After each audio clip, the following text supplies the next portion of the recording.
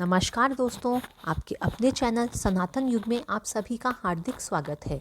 दोस्तों, इस वीडियो में हम सुनेंगे संतोषी माता के व्रत की कथा। संतोषी माता के व्रत की कथा बहुत ही अधिक फलदायी और पुण्य देने वाली होती है। इस कथा को सुनने वालों की हर इच्छा पूर्ण होती है।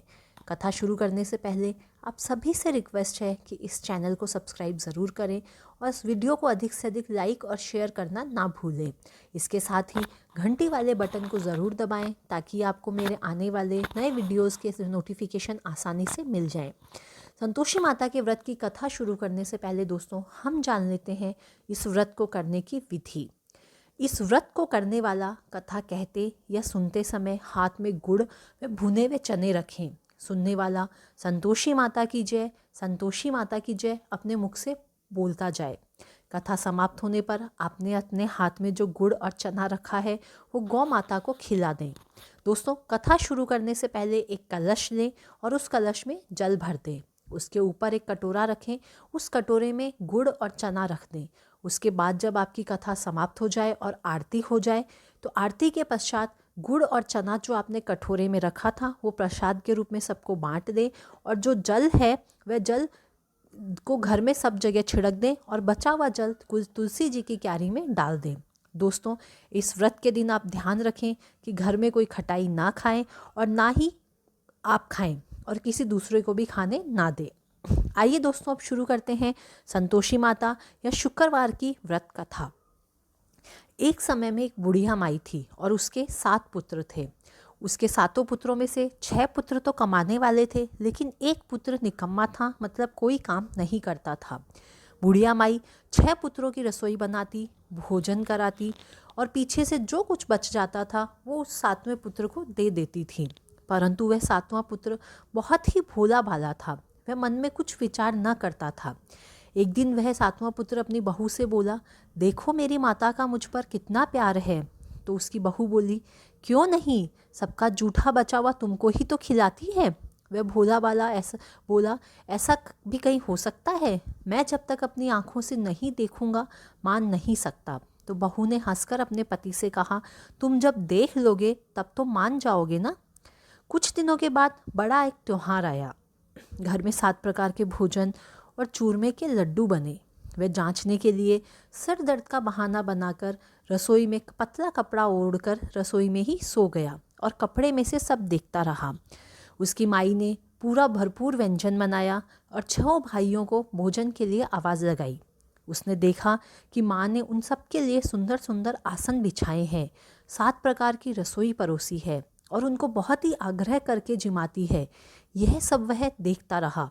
6 भाई जब भोजन करके उठकर चले गए तब माता ने उनकी थालियों में से जो जूठा बचा था उन सब जूठन के लड्डुओं के टुकड़ों को उठाया और एक बड़ा सा लड्डू बना दिया। जूठन साफ कर फिर बुढ़िया माँ ने पुकारा, उठो बेटा, 6 भाई भोजन करके चले गए, अब तुम ही बाकी बचे हो, उठना, कब खाएगा। तो वह 7वां पुत्र कहने लगा, माँ मुझे भोजन नहीं करना है, मैं परदेश जा रहा हूँ। तो माता ने गुस्से में आकर कहा, कल जाता हो तो आज ही जा। वह बोला, हाँ हाँ आज ही जा रहा हूँ। यह कहकर वह घर से निकल गया। चलते समय उसे अपनी बहू की याद आई तो वह गौशाला में उपले थाप रही थी। वहाँ जाकर उससे बोला, मेरे पास कुछ नहीं है, यह अंगूठी है, सो ये ले लो और अपनी कुछ निशानी दे दो क्योंकि मैं परदेश जा रहा हूँ। तो उसकी बहू बोली, मेरे पास क्या है, यह गोबर भरा हाथ है।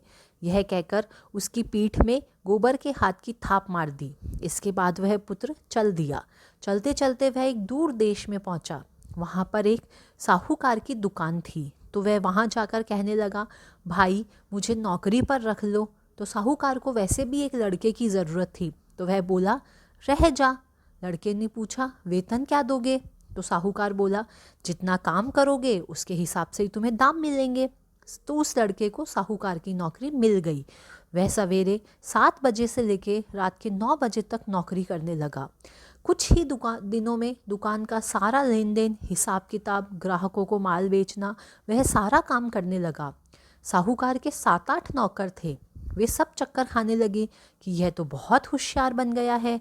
सेठ ने भी काम देखा और 3 महीने में ही उसे आधे मुनाफे का साझीदार बना लिया। वह 12 वर्ष में नामी सेठ बन गया और मालिक सारा कारोबार उस पर छोड़कर बाहर चला गया। अब सुनते हैं उस बहू पर क्या बीत रही थी। सास ससुर उसे बहुत दुख देने लगे। सारी गृहस्थी का काम करके उसके बाद उसे लकड़ी लेने जंगल में भेज देते थे। इस बीच घर की रोटियों के आटे से जो भूसी निकलती थी उसकी रोटी बनाकर उसके लिए रख दी जाती थी और फूटे नारियल के खोपरे में उसके लिए पानी रख देते थे। इस तरह दिन बीतते रहे। एक दिन वह लकड़ी लेने जा रही थी कि रास्ते में बहुत सी स्त्रियां संतोषी माता का व्रत करती उसे दिखाई दी। वह वहाँ खड़ी होकर कथा सुनने लगी। कथा सुनते हुए वह उनसे बोली, बहनों, यह तुम किस देवता का व्रत करती हो और इसके करने से क्या फल मिलता है? इस व्रत करके करने की भी क्या विधि है? यदि तुम अपने व्रत का विधान मुझे समझाकर कहोगी तो मैं तुम्हारा एहसान मानूंगी। तब उनमें से एक स्त्री बोली, सुनो, यह है संतोषी माता का व्रत है। इसके करने से निर्धनता, दरिद्रता का नाश होता है। लक्ष्मी माता तुम्हारे घर आती है। मन की सारी चिंताएं दूर हो जाती है। घर में सुख होने से मन को प्रसन्नता और शांति मिलती है। अगर कोई निपुत्र है तो उसको पुत्र मिलता है। पति किसी का बाहर गया हो तो वह भी जल्दी आ जाता है। कुंवारी कन्या को मनपसंद वर मिल जाता है।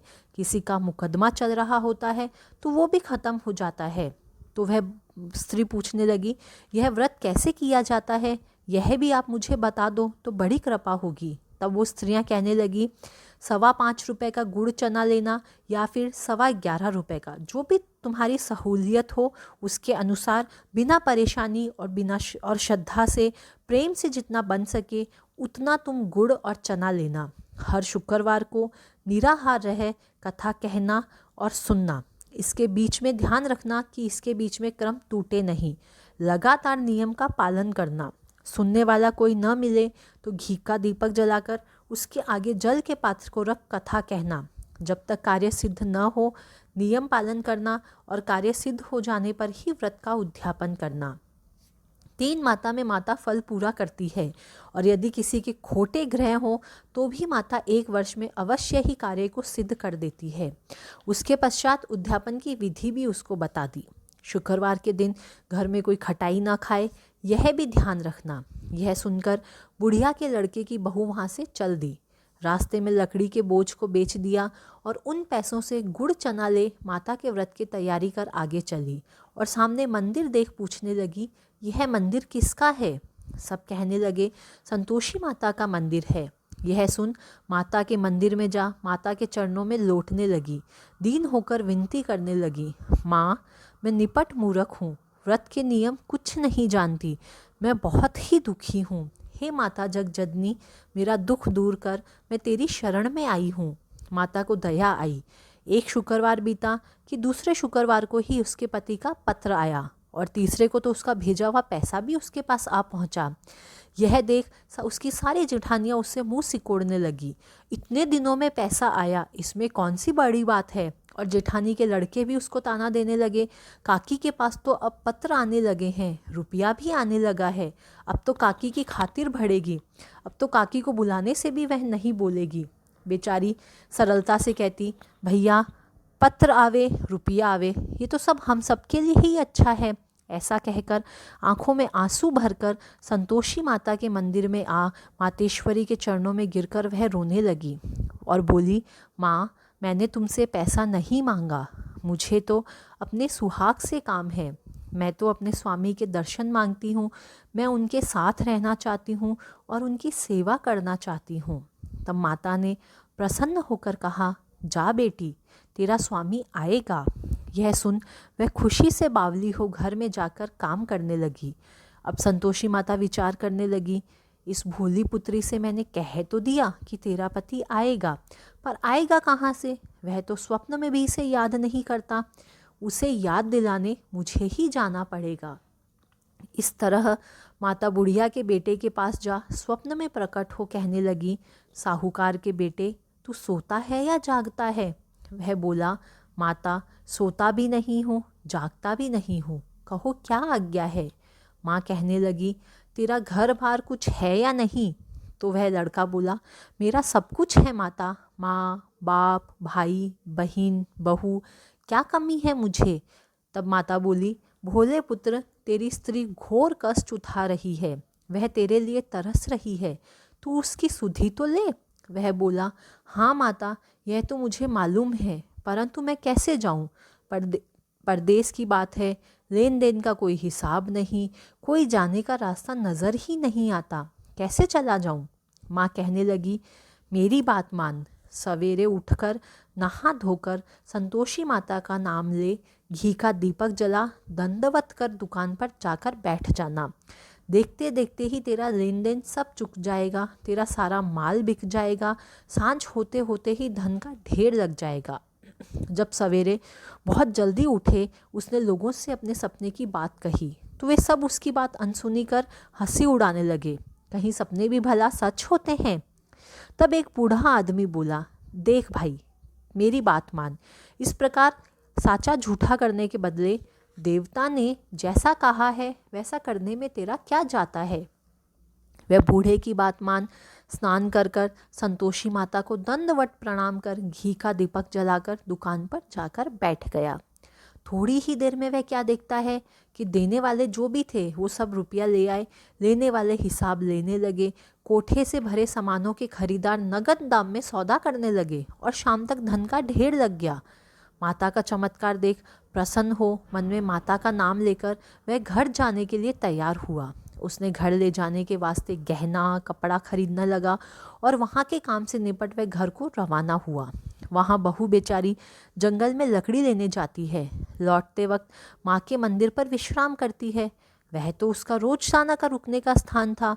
दूर दूर से धूल उड़ती देख वह माता से पूछती है, हे माता, ये धूल कैसी उड़ रही है? तो संतोषी माता कहती है, हे पुत्री, तेरा पति आ रहा है, अब तू ऐसा कर, लकड़ियों के 3 बोझ बना ले, एक नदी किनारे रख, दूसरा मेरे मंदिर पर और तीसरा अपने सिर पर रख। तेरे पति को लकड़ी का गट्ठा देखकर मोह पैदा होगा, वह वहाँ रुकेगा, नाश्ता पानी बनाकर खाकर माँ से मिलने जाएगा। तब तू लकड़ियों का बोझ उठाकर घर जाना और बीच चौक में गट्ठा डालकर 3 आवाज़ें जोर से लगाना, लो सासू जी, लकड़ियों का गट्ठा ले लो, भूसी की रोटी दो और नारियल के खोपरे में पानी दे दो। आज कौन मेहमान आया है? तो संतोषी माता की बात सुन बहू, बहुत अच्छा माता, यह कहकर प्रसन्न होकर लकड़ियों के 3 गट्ठे ले आई। उसने एक गट्ठा नदी के तट पर रख दिया, एक माता के मंदिर पर रखा। इतने में ही एक मुसाफिर वहाँ आ पहुँचा। सूखी लकड़ी देखकर उसकी इच्छा हुई कि अब यहीं विश्राम करें और भोजन बनाकर और खाकर ही गांव में जाए। इस प्रकार वह मुसाफिर भोजन बना विश्राम कर गांव को गया। वहां गांव पहुंचने के बाद वह सबसे बहुत प्रेम से मिला। उसी समय बहू सिर पर लकड़ी का गट्ठा लिए आती है। लकड़ी का भारी बोझ आंगन में डाल जोर से 3 आवाज़ देती है, लो सासू जी, लकड़ी का गट्ठा लो, भूसी की रोटी दो और नारियल के खोपरे में पानी दो। आज कौन सा मेहमान आया है? यह सुनकर सास बाहर आ अपने दिए हुए कष्टों को भुलाते हुए कहती है, बहू, ऐसा क्यों कहती है? तेरा मालिक ही तो आया है। आ बैठ, मीठा भात खा, भोजन कर, कपड़े गहने पहन। इतने में आवाज़ सुनकर उसका स्वामी बाहर आता है और अंगूठी देखकर जो उसकी बहू ने पहन रखी होती है उसे देखकर व्याकुल हो जाता है और माँ से पूछता है, माँ, यह कौन है? माँ कहती है, बेटा, ये तेरी बहू ही तो है। आज 12 वर्ष हो गए हैं, जब से तू गया है तब से सारे गांव में जानवर की तरह भटकती फिरती है, काम काज घर का कुछ करती नहीं, 4 समय खाने आ जाती है। अब तुझे देखकर भूसी की रोटी और नारियल के खोपरे में पानी मांगती है। वह लज्जित हो बोला, ठीक है माँ, मैंने इसे देखा है और तुम्हें भी देखा है। अब मुझे मेरे दूसरे घर की ताली दो, मैं उसमें रहूँगा। तब माँ बोली, ठीक है बेटा, तेरी जैसी मर्जी, कहकर ताली का गुच्छा वो पटक देती है। तो उसका पुत्र ताली ले दूसरे घर में जाकर रहने लग जाता है। उसको खोलकर वह वहाँ सारा सामान अपना जचा देता है। एक ही दिन में वहाँ राजा के महल जैसा ठाट बाट बन गया। अब क्या था, वे दोनों सुखपूर्वक रहने लगे। इतने में अगला शुक्रवार आया तो उसकी बहू ने अपने पति से कहा कि मुझे माता का उद्यापन करना है। पति बोला, बहुत अच्छा, खुशी से करो। वह तुरंत ही उद्यापन की तैयारी करने लगी। उसने जेठ के लड़कों को भोजन के लिए कहने गई। उसने मंजूर किया, परंतु पीछे जेठानी अपने बच्चों को सिखलाती है, देखो रे, भोजन के समय सब लोग खटाई ज़रूर मांगना, जिससे कि उसका उद्यापन पूरा ना हो। लड़के उद्यापन वाले दिन उसके घर जीमने आए, पेट भरकर खीर खाई, परंतु याद आते ही कहने लगे, काकी काकी हमें कुछ खटाई दो, खीर खाना हमें नहीं भाता, देखकर अरुचि होती है। तो बहू कहने लगी, खटाई किसी को नहीं दी जाएगी, यह तो संतोषी माता का प्रसाद है। तो लड़के तुरंत उठ खड़े हुए, बोले तो पैसा दे दो, अब खटाई नहीं दे सकती हो तो। भोली बहू बेचारी उनकी चालाकी नहीं समझी, वह कुछ नहीं जानती थी, सो उसने उन्हें पैसे दे दिए। लड़के उसी समय जाकर इमली खरीद कर खाने लगे। यह देखकर बहू पर माताजी ने कोप किया।